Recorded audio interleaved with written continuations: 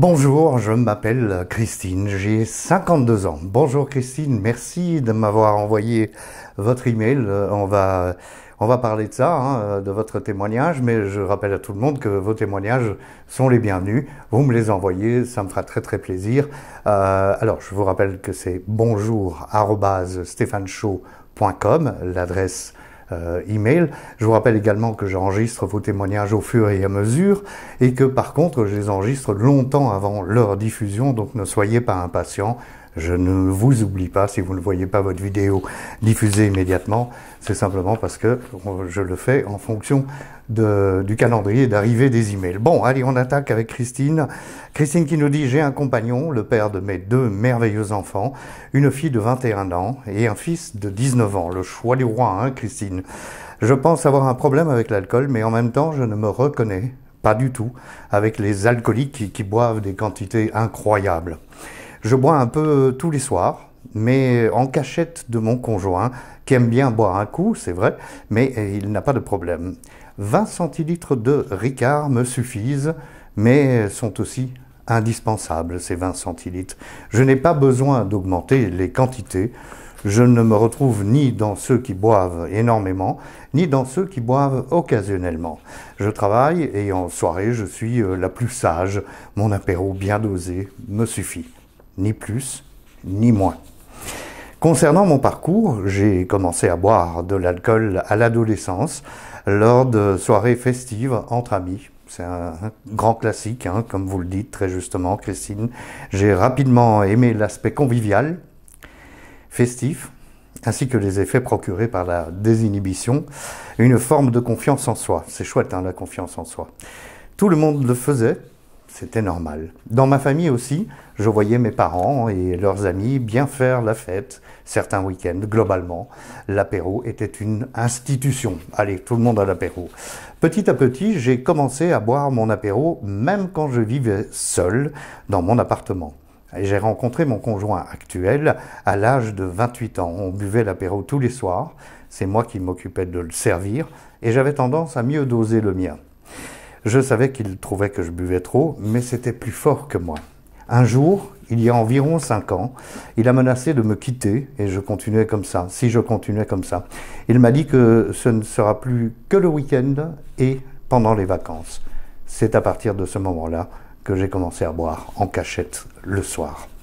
Je n'augmente pas les doses, je ne ressens pas le besoin et je ne suis pas ivre. C'est juste que j'ai ma dose. J'ai ma dose. Il m'arrive d'abuser, mais j'évite, parce que j'ai vite la gueule de bois le lendemain. Voilà. Donc j'évite parce que j'ai vite la gueule de bois le lendemain, en plus. Mais c'est fatigant, risqué, et en même temps, je ne me vois pas totalement abstinente. Toute ma famille, tous nos amis aiment bien boire un coup quand on se retrouve et je déprimerais si je devais boire un jus de fruits. Je vous conseille l'eau pétillante, c'est merveilleux.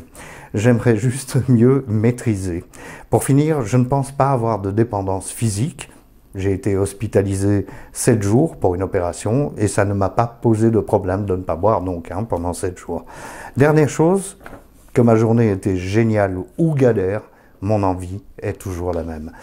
Christine, je vous remercie 1000 fois pour ce témoignage. Je vais vous répondre avec ma propre expérience, comme on a échangé dans l'email. Oui, bien sûr, on peut boire 20 centilitres de Ricard tous les jours, c'est merveilleux.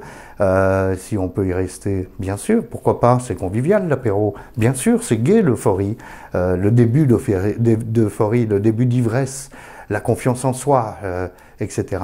Le problème, c'est que ça reste jamais à 20 centilitres. 20 centilitres de Ricard, ça représente un cinquième d'une grande bouteille de Ricard. Ça représente donc un cinquième d'un litre de Ricard. Et si je partage mon expérience avec vous, je vais vous dire, de 86 à 91, j'ai découvert que l'apéritif, c'était quelque chose de sympa. J'en prenais comme ça, le vendredi. En 91, j'ai commencé à prendre l'apéro, le Ricard, tous les jours. C'était le Ricard réglementaire, c'est-à-dire un volume de Ricard, 5 volumes d'eau. Et puis petit à petit, j'ai pris un deuxième Ricard avant de manger. Et puis petit à petit, bon, comme les doses suffisaient plus, j'ai augmenté la dose et je suis passé de 5 volumes d'eau à 5 volumes de Ricard. Voilà, pour un volume d'eau avec de temps en temps un glaçon, s'il y avait de la place, et en général ça faisait déborder le verre. Pourquoi je vous raconte ça? C'est parce que je suis resté à cette fréquence pendant des années, peut-être 10 ans. Mais à un bon moment, malheureusement, mes 20 centilitres, comme vous, sont devenus 50 centilitres, 75 centilitres ou 75, 100 centilitres, donc 1 litre. Et ça c'était le début de la fin. Donc à partir de ce moment-là, eh bien, je ne pouvais plus gérer évidemment la consommation de Ricard. Donc qu'est-ce que j'ai fait? Comme tout le monde, j'ai changé de boisson et j'ai commencé par boire 1 ou 2 bouteilles de vin rouge le soir.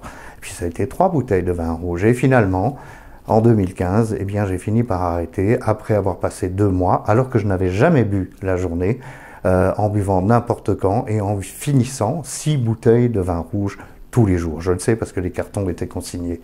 Donc voilà, je ne sais pas si je vous ai convaincu, mais gardez un œil sur votre consommation. Et vous tous et toutes qui regardez ces vidéos, eh bien, sachez simplement que l'expérience de nombreux alcooliques de par le monde est la même.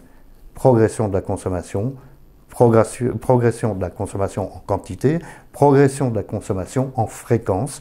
Dès que ça se produit, il faut arrêter parce que la suite est vraiment pas drôle. Diarrhée chronique, pancréatite, cancer, etc., etc.